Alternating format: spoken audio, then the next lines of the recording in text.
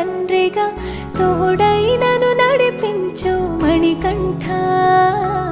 కష్టాలే తరిమినా కన్నీరే ముంచిన నీవే నాకు దిక్కు కదా అయ్యప్ప.